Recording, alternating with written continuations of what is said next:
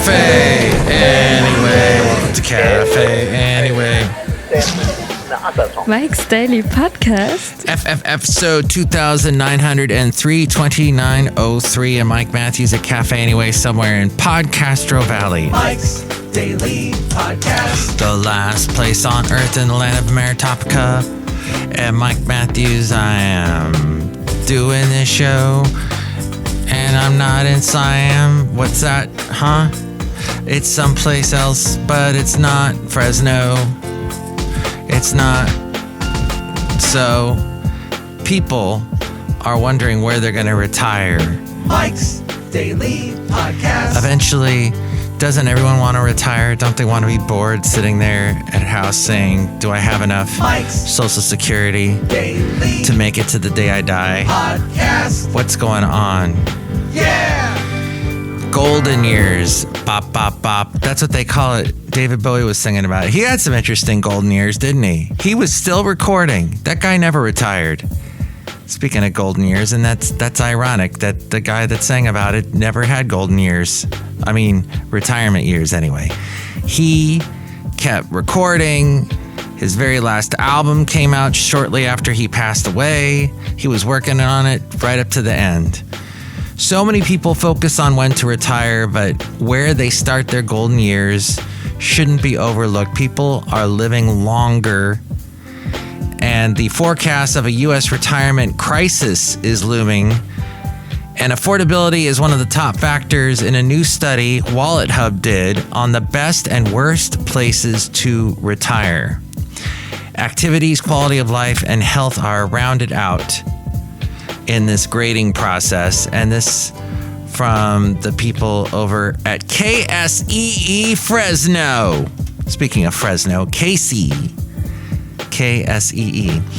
Living up to its reputation, Florida dominated the top 5. In fact, my mom retired there, enjoyed her golden years there in the Golden Sun. Not in the Golden State. She hated the Golden State, even though she brought me up here in the Golden State, but she wanted out. And here's today's podcast picture. The podcast picture? What? You want to know what it is? Okay.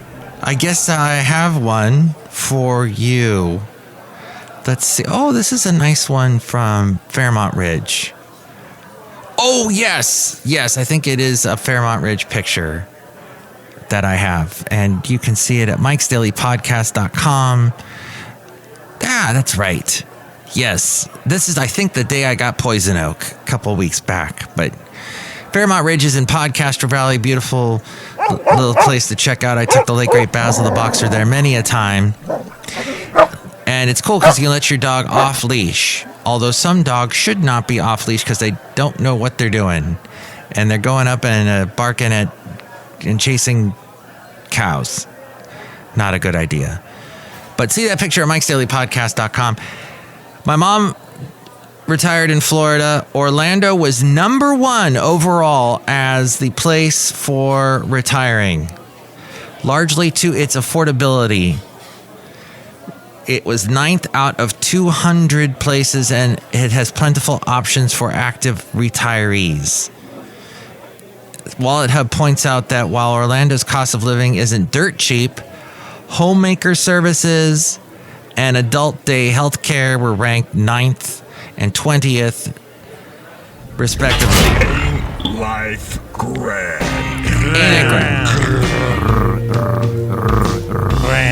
And Florida is also, and this is grand, a tax-friendly state. Orlando is one of the cheapest cities for taxes, according to Wallet Hub. However, at the other end of the survey, Fresno and Bakersfield were among the worst cities to retire in. It gets hot in both of those cities. When it comes to planning for retirement, there is an author who is from Rutgers University, Barbara O'Neill. She is Rutgers Distinguished Professor Emerita, and she says the following are the most important to remember when planning for retirement: proximity to family and friends, local living costs and features. Example, do they have low crime rate? Do they have high quality hospitals, proximity to airports, and tax structure? 9 states have no state income tax. Yes, you might be going, oh, what are they?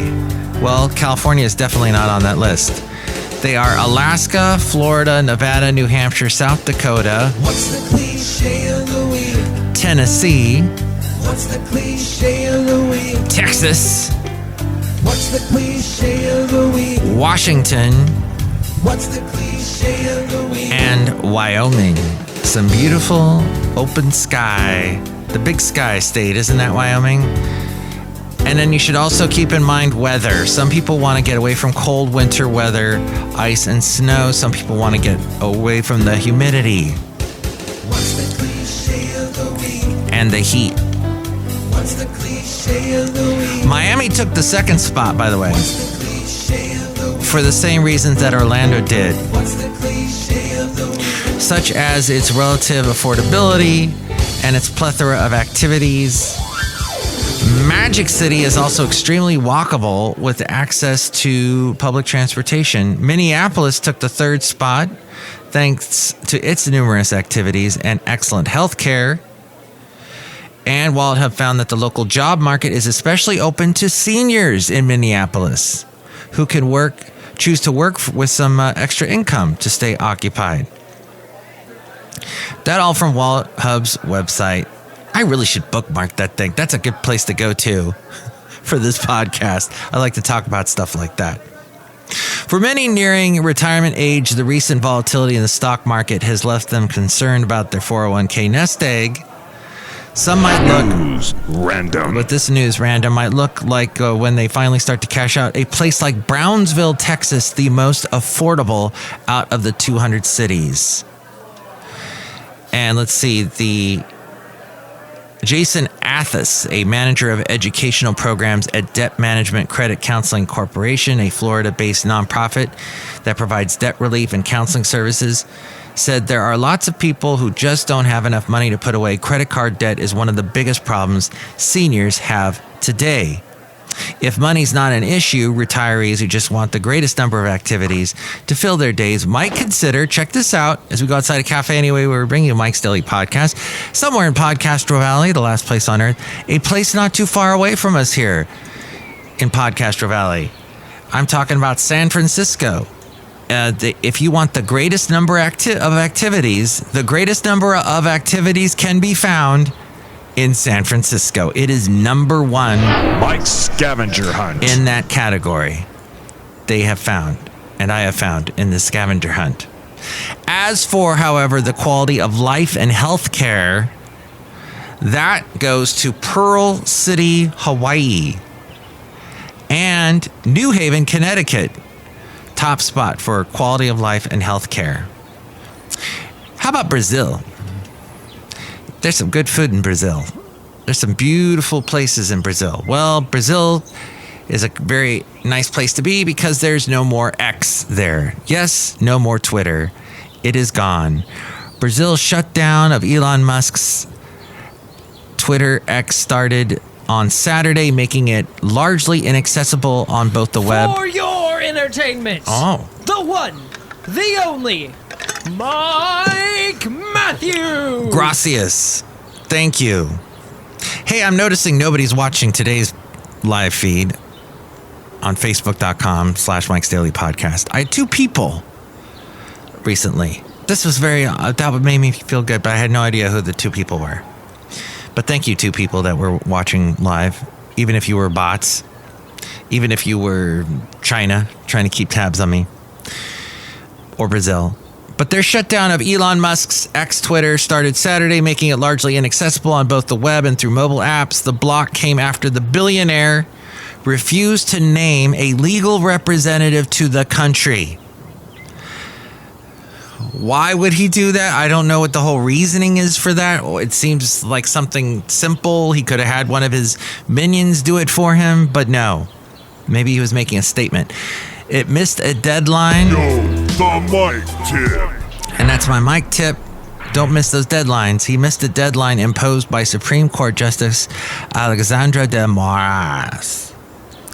The blockade marks an escalation in a months-long feud between Mr. Musk and Mr. Demois over free speech.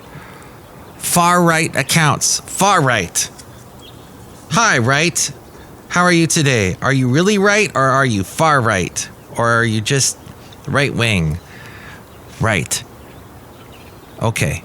Right. Far-right accounts and misinformation. Brazil has been one of the biggest markets for X with tens of millions of users. One of the biggest markets was in Brazil. Did you know that? But this isn't the segment, do you know that? It's the mic tip. The entertainment writer and heavy user of X, Chico Barney, said on Threads, the competition created by Mark Zuckerberg, Wow Shuts Wow, and people on the far right are accusing Mark Zuckerberg of helping Biden get into office last time. And even though is he the one that helped Trump get into office when he was running against Hillary? These are questions. But Chico Barney, he wrote on Threads, a text-based app developed by Instagram, which he's using as an alternative to X. I've got a feeling that I have no idea what's happening in the world right now. Bizarre. This Threads algorithm is like an all-you-can-eat restaurant where the waiter keeps serving things I would never order. So that's his little critique of Threads. Blue Sky, a social media platform that was launched last year as an alternative to X. Did you even know about it? Blue Sky, just like I never knew about the Amazon podcast platform called Wondery. But I am on there. The Newsbleed section. Oh, this is the Newsbleed section. Okay, not the mic tip. Now it's the Newsbleed section. Okay, the company, let's see. Oh, they have seen a large influx of Brazilians in the past couple of days. Blue Sky. I might have to get on Blue Sky. The company said on Friday it has, and by the way, I have tried to get on just about every social media there is, and I've run into problems with two of them. One of them being TikTok, because I did not want the app on my phone, and that's one of the requisites.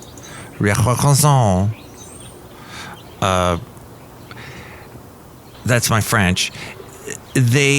When they do that, they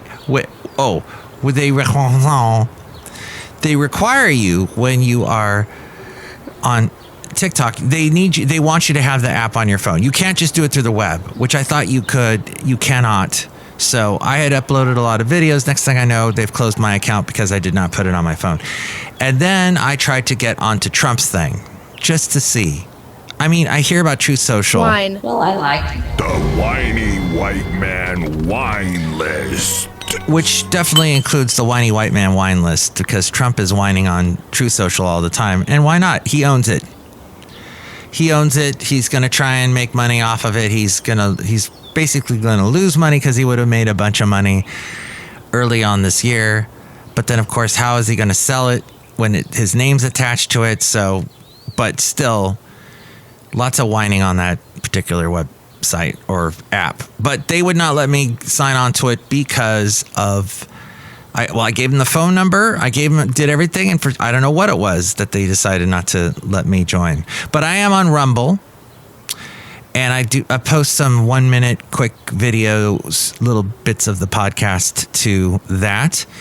I was on Parler, but now Parler's gone. That was another far right platform for people to say things like a Twitter. It was basically the response to how Twitter It's a nightmare of a show.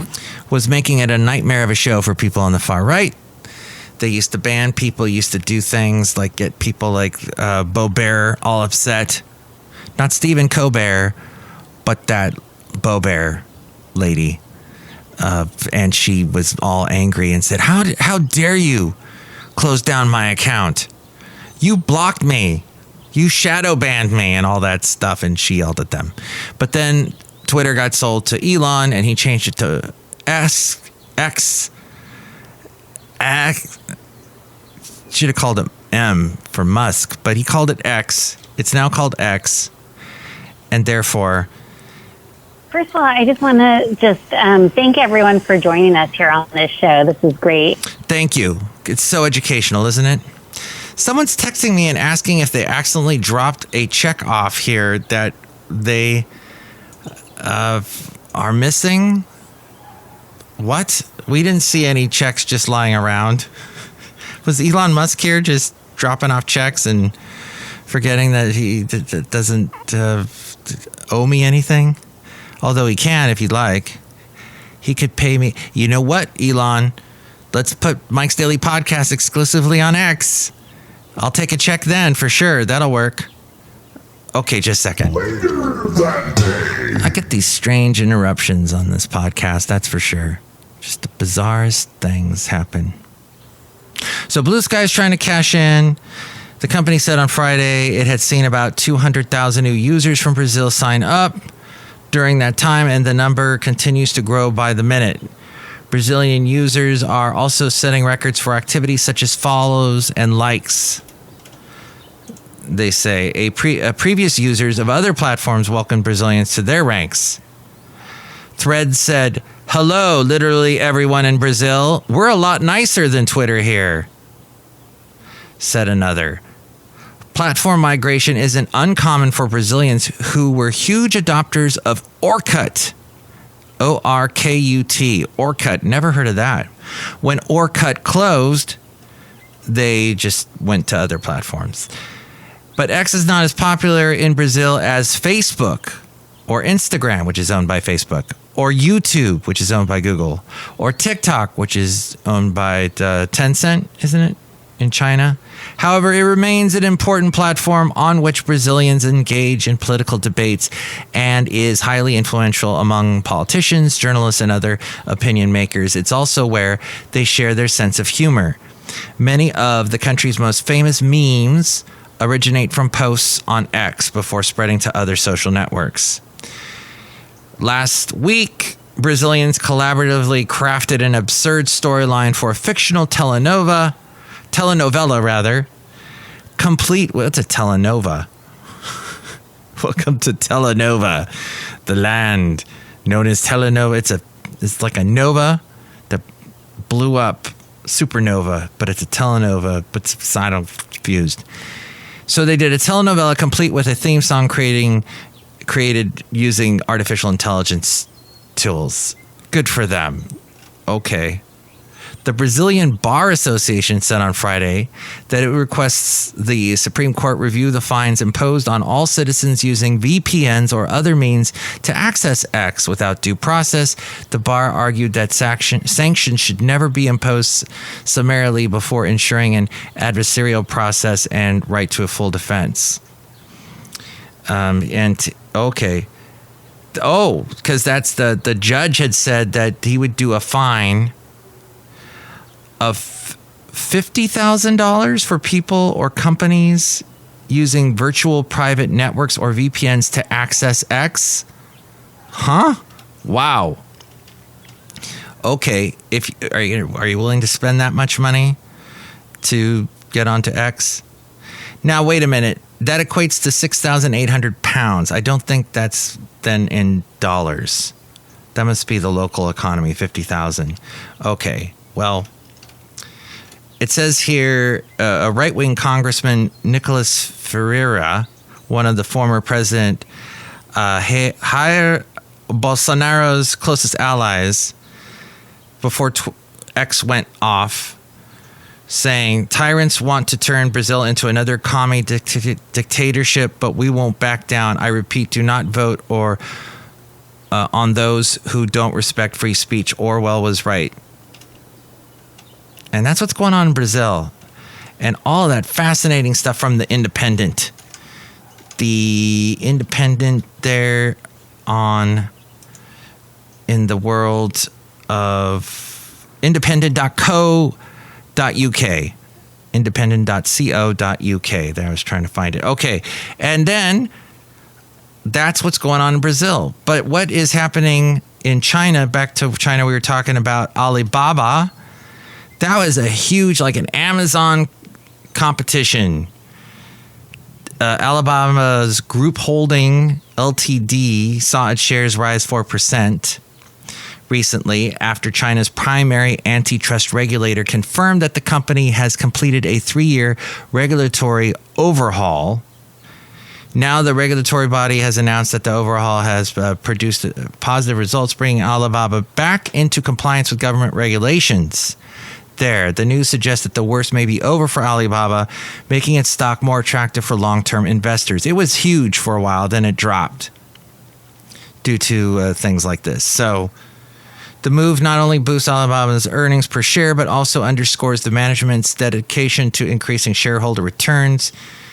The company spent $5.8 billion to repurchase 2.3% of its shares. And so I remember, I think I did buy something off of Alibaba years ago, like some electronics of some kind for my car to listen to podcasts, I think it was. That from Invez, INVEZZ.com. And finally, this bit of Norwegian news, because I like to talk about Norway. And that is Princess Martha Louise, and that's Martha with an umlaut over the A, the daughter of Norway's King Harald, that's a cool name, with an A, not an E, Harald, and longtime boyfriend Durek Verrett are now married. They married over the weekend. The couple tied the knot at the Hotel Union in Norway in front of 350 guests, including the bride's parents, King Harald V, Queen Sonja and her brother, Crown Prince Haakon, and his wife, Crown Princess Mette-Marit. According to a press release obtained by Fox News Digital, that very funny British actress, I think she plays the ambassador to Finland on Veep. Oh, she was great. Watch those on YouTube. Martha Louise's 3 daughters were there as well. They're aged 21 through 16. And then the bride told Hello Magazine, "Our love has triumphed against all odds and will last forever. Love transcends all things because love is the original energy that we are all on this planet. It triumphs everything." Okay, it's letting the world, Verrett said, it's letting the world know this is the person I love in a declaration before family, friends, and God. Sealing our relationship in front of the universe is a strong spiritual declaration, and to do that surrounded by the people who love us and who we love will be wonderful. In 2022, Princess Martha Louise announced her departure from the royal house, following many questions relating to me and my fiance's role.